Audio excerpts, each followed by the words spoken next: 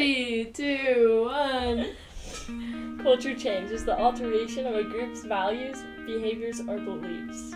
This can happen within a society, community, or organization. Adjusting, altering, or moving something slightly in order to achieve the desired fit, appearance, or result. Wow. Those are some good definitions there. Mm-hmm. Today we are going to be talking about culture change, culture adjustment, and I think we have a professional on this today. We have with us our friend Jaitha. Will you tell us a little bit about yourself, Jaitha? Okay, so I just moved here from England about 4 months ago. I'm 18 years old, kind of just taking stuff as it comes right now, just still getting used to everything. I like my sports, I like music, playing the guitar, yeah, I like food as well. What sports do you like? What's your favorite sport? Football, which you guys call soccer. I was going to say American football. Yeah. Don't get it mixed up. Okay. Um, Do you have a team? yeah, West Ham. Okay. That's in the Premier League. Obviously, my hometown club, Plymouth Argyle.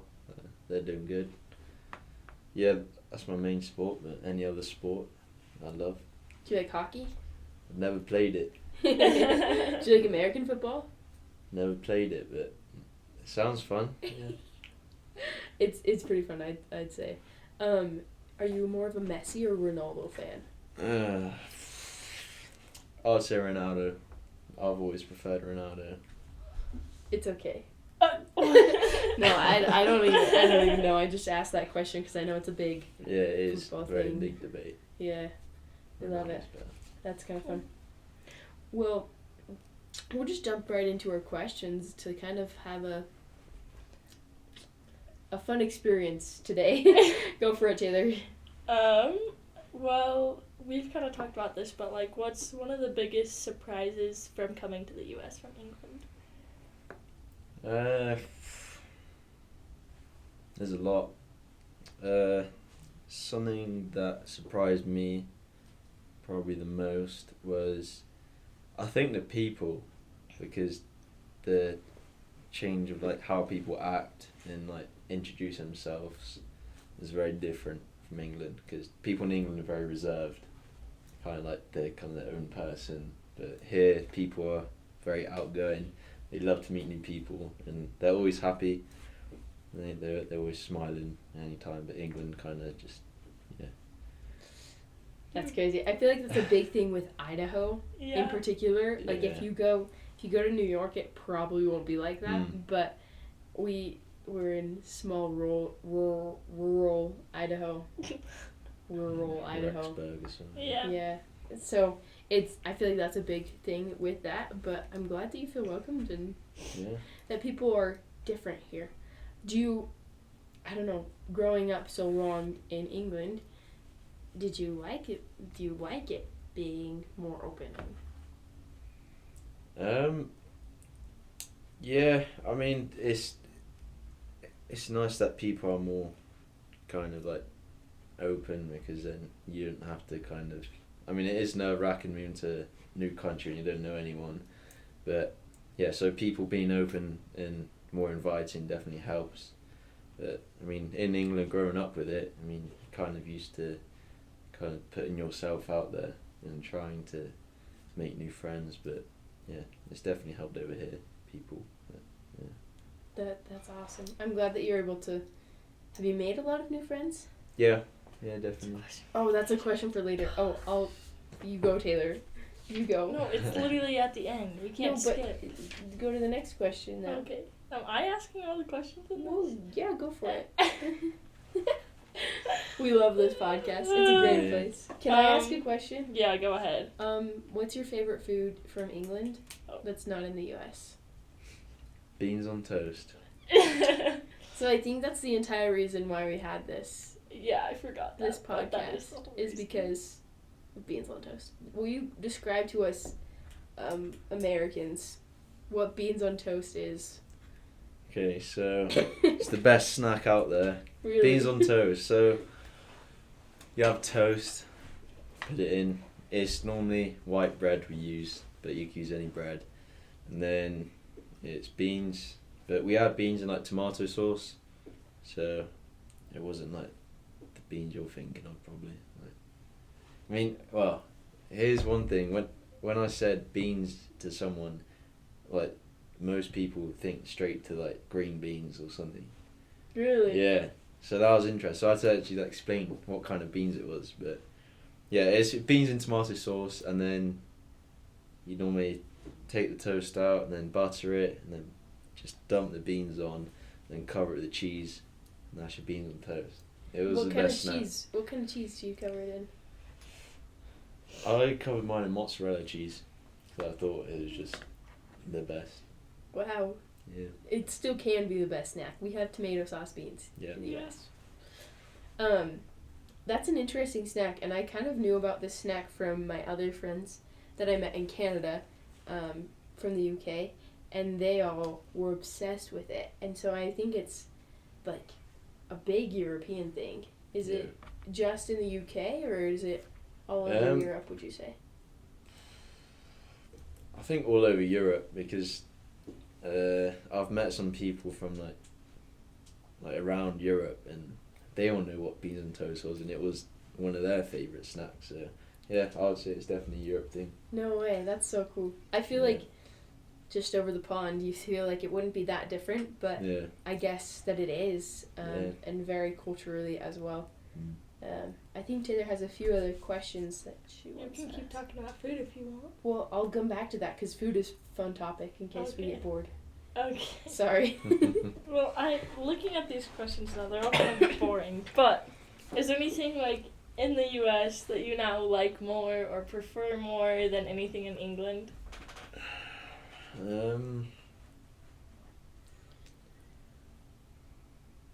It's a hard question. There's You can say no. Don't worry. Yeah, we there- can skip. There's definitely some fast food restaurants that weren't in England that I definitely like more than like Wendy's is one of them Oh, I love that we don't have in Wendy's. England, but that is one of my favourites now. Yeah. So, yeah, that's definitely something. Yeah, it's just mostly fast food and some foods that weren't in England, like yeah. Like That's- what kind of foods? Let's dive deeper into the food section. I really like food. Foods. I don't know, it's just American food, isn't it? Do you guys have ketchup chips in the UK? Ketchup chip. Or is that a Canadian thing? It must be Canadian. It's a Canadian thing. I've never heard of that. Ketchup chips are pretty good. I feel like people from the UK would love ketchup chips though, because of Yeah. your tomato sauce beans. They just taste like ketchup. Sounds good. Anyways. Interesting. Would you say that? That's okay. Is like the food better in England than here, or is there like some things better in England and some things better here? My real question was though, is the food healthier in England than here, or like is it the same? Yeah, food's a lot more healthier in England Okay. because one reason is that in England we had more restaurants there, like we could actually like sit down and relax and enjoy a meal instead of fast food restaurants. So yeah, that was definitely like healthier. I've noticed things a lot more sweeter here. Like we had the same things in England, but it just tastes different because it just tastes more sweet. Yeah. And sodas was a big thing. That was a big shock as well. Like seeing all the like massive sodas Oh my things goodness, you could yeah. get. Whereas in England, the most you could get was like a large at Wendy's or something. That was the most they had. They didn't have any big soda drinks like that. But So, you don't have Wendy's in England. no. You do have McDonald's Yes. and Burger King Yeah. and Subway. Yeah. And Just not Wendy's. Costa That's Vida. so sad. No, you don't. No, have we Costa don't Vida. Costa Vida. Half the Not U.S. doesn't know what Chipotle. Costa Vida is. Let's see what else. Oh, are we still on food? Yeah, I just am thinking of things that are here. You Freddy's? No, We don't know. No. Freddy's isn't very big. Freddy's anyways. isn't very big, anyways. We just got Five Guys. You just got in Five England. Guys. Yeah. I was gonna ask about Five Guys, but you just got it. Yeah. Okay. What's It's like new. a fancy meal to have in England? Ooh. Like There a are big loads. occasion or something, we So- have a fancy. Me and my friend used to go once a month to this really posh restaurant, and our go-to meal that we used to get was steak and chips. That was. Oh, I was like, chips? Oh yeah, Fries. yeah. So you guys, yeah, you, No, I got it. yeah. Don't worry. Yeah, we call crisps chips. Like you call, yeah, it's confusing, but Okay, I'm sorry. No, yeah, that sounds just good. hand cut chips, like thick cut chips, not like fries or anything, but Steak and yeah, chips. steak. Yeah, that was the main one. Okay, Like cool. a treat. It's a treat to Yeah, get that was steak a and treat, chips. yeah. What kind of sauce do you eat your chips with? Your fries with? It has to be a top end barbecue sauce. Like it can't be a cheap barbecue. It's a Yeah. nice like proper barbecue sauce, which is good. Yeah, I know what you I mean. love it. I love barbecue Yeah. sauce. Where's we have a friend that literally calls barbecue sauce the golden sauce. Yeah. And it is. Yeah. I'd say barbecue sauce. Well, it's not. She doesn't call all barbecue sauce. It's only the one high end brand. Yeah. It's the Yeah. one brand of barbecue Mhm. sauce Good that's stuff. the Yeah. golden sauce. That's the best of the best, which is so good. It's Um, important. it's really important to have good barbecue sauce, I'd say. Yeah. I think another question to ask: are there any big differences? We're kind of jumping over in like communication, the way you communicate things. I know the other day you were like, "I reckon," and we were kind of like Okay. laughing at you a little bit. But anything else like along that lines, or that you've seen is like slang or anything like that? Yeah. Yeah. Communication's been a big change here because it's not as. I mean, I've had to explain a lot more, which I was shocked about, thinking like, oh, that's just a Europe thing then. So like, for example, like you call like your pants, obviously we call them trousers. So that's like I've had to adjust to getting used to different, like, just the way people say stuff and like slang, if they call it slang or something, like just different. Yeah, it's just pretty much all different. That's definitely something I have to get used to. So like Yeah. pants, trousers, shirts are still shirts, Yeah, jackets. yeah. So that's what confuses me. So you know, like we call hoodies like the one with the hoods. The one do with you, the hoods, do you yeah. call hoodies? Yeah. Hoodies, the Yeah. ones that.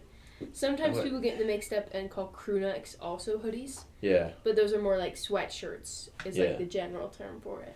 yeah. But you hoodies. What do you call them hoodies as well? Yeah, that there was something that was different. Can't remember what the Jumpers. jumpers. That's it. Jumpers. Yeah, Jumpers Yeah. are your just like sweatshirts Yeah. instead of jumpers. yeah. We call them jumpers. Yeah, Addie We- was like, you came up to Addie. She was wearing like a crew neck or something. Yeah. And she was saying that you were like, I like your You jumper, like and your she's like, jumper. what? Yeah. And then you're like, crew neck, sorry. And she's like, I was so Yeah. confused, but that makes sense. Yeah. Yeah, That's I had a friend from Australia, and she had a nice jumper, I guess, but she was like, "Oh yeah, I really like your jumper," and I was like, "I'm not wearing a jumper because I feel like jumpers are like A one piece. a one piece like overall Yeah. kind of thing. Like those are more jumpers for us Okay. or rompers." Yeah, I don't know if we call everything like a jumper or a romper would be like the same thing, Yeah, but some people would like see that. But then overalls, that's different. You wouldn't call that a jumper, really. I guess you just jump around in it. Jump around. Jump around. Anyways, Oh, speaking about jumping around, this Uh, is so scatterbrained. But do you yeah. like parties? yeah, what Oh, are you're- parties like in England compared to it's her here? different. It's yeah, that is good topic because that's definitely a shock as well. Because I had a group of friends in England that loved the party. Like we left school because we graduated like 16, 17 different over there.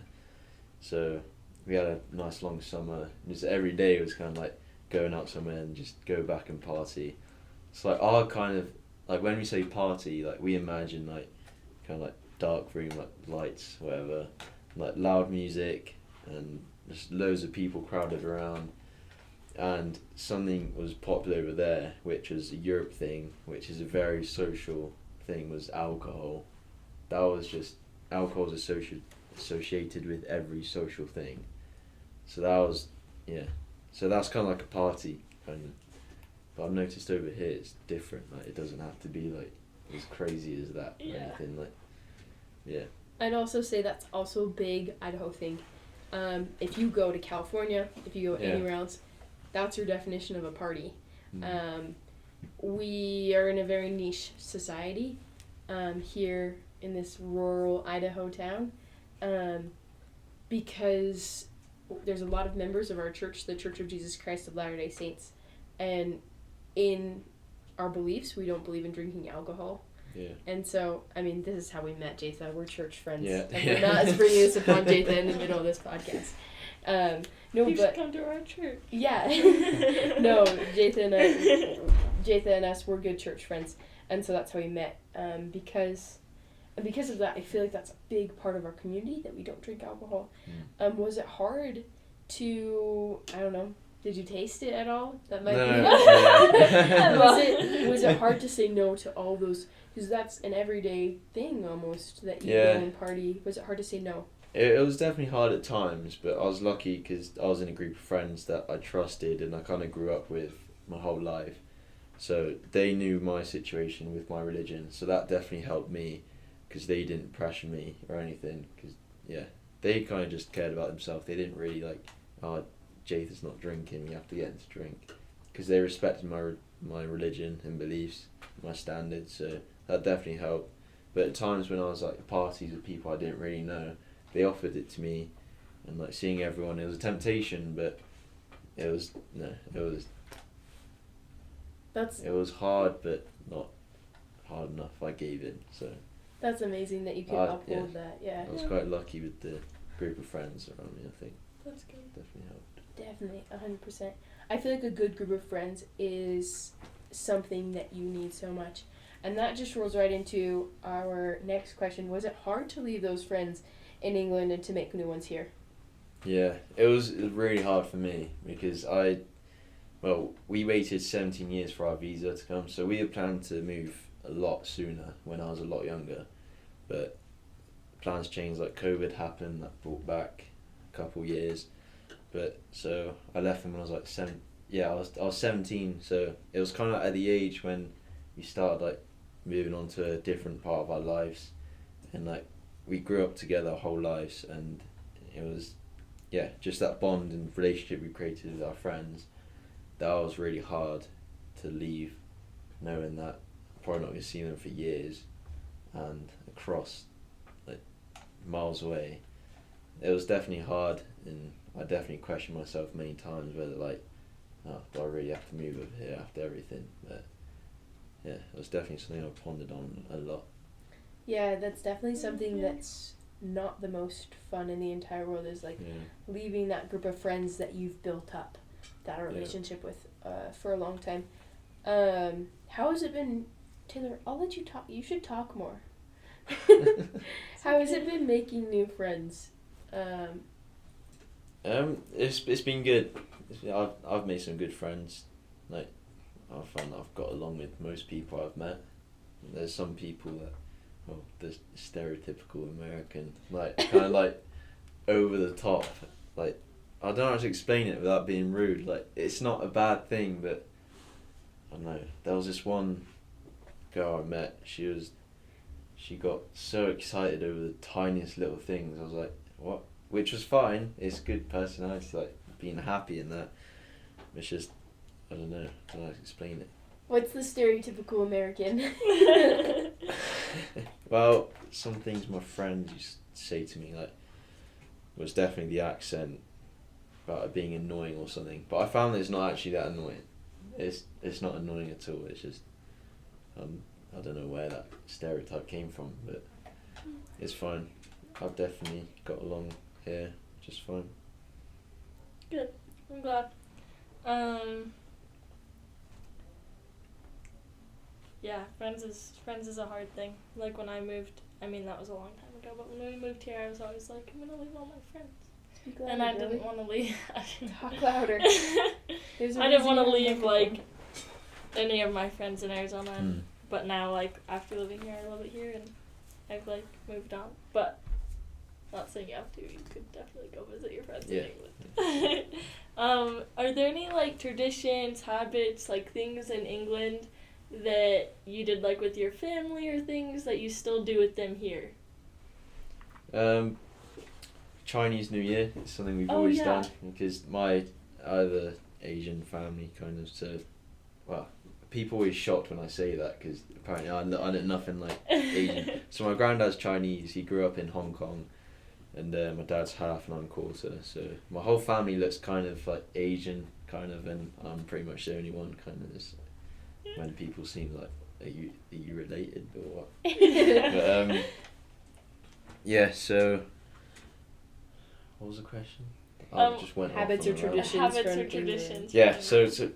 Chinese New Year is kind of a big thing. Like they celebrated like 15 years. So we've done that with the red envelopes. You normally do it. They make you say Happy New Year in Chinese, which is Gong Ye Fat Choi. That's Happy New Year in Chinese. So then you normally get some money in it if you're lucky. But yeah, If that's, you're lucky. yeah. If Did you you're get lucky. money in yours Yeah, this year? I did. Yeah. Nice. That's good. Good job. Yeah, it was nice because we had more family to spend it with. But yeah, that's a tradition we've always done since I was young. That's so much fun. Yeah. And that probably has a big cultural impact on you as well. I think this is a funny phrase. I just came from sociology class, and what we've been learning is sociology prefers culture over biology, which is really interesting because I'm a biology major myself, and you look at like your genetics say that you're Chinese, right? You might not look Chinese like the classic Chinese person, but like sociology favors culture over your biology. And so yes, you're Chinese, but you also grew up in the UK. Like you're also English, and that's part of you as well, and that makes up who you are as a person in your culture. How do you feel that like this part of you has, like this Chinese part of you has influenced like the European English part of you? That's a big question, I'm sorry. Yeah, that's fine. How does it? Yeah. No, that was a good question. How has it influenced me? So,